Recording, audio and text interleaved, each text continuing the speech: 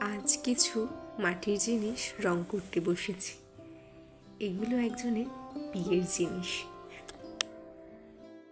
আমি সব মাটির জিনিস রং করব বলে বাইরে নিয়ে এসেছি।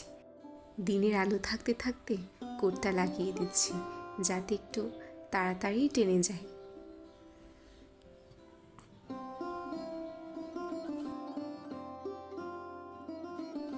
আমি এদিকে এসব কাজ করতে করতে আমার মা আমার এক ছোট ভাইকে দিয়ে গাছ থেকে কামরাঙা পাড়িয়েছে।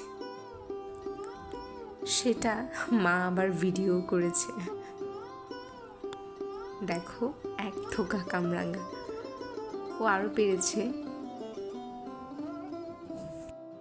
আমার ওই মাটির জিনিসগুলোতে কোট লাগানোর পরে আমি ঘরে গিয়ে ওখান থেকে কয়েকটা কামরাঙা কেটে নিয়েছি, একটু ভর্তা করব বলে।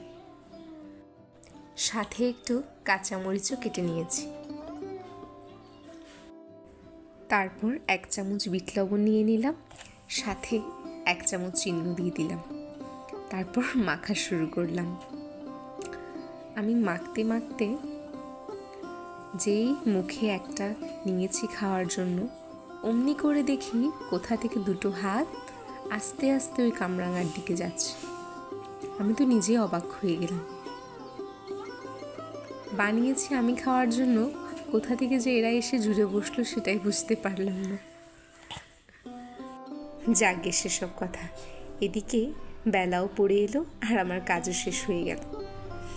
এখন এখানে আর থাকা যাবে না, কারণ মশার উপদ্রব বেড়ে গেছে, তাই ঘরেই চলে আসতে হলো। কোটটা একটু শুকিয়ে এসেছে, তাই ঘরে এসেই কালারটা লাগানো শুরু করলাম। আমি এখানে নর্মাল কিছু ডিজাইন দিয়ে সব ঘটগুলো রং করে ফেলেছি।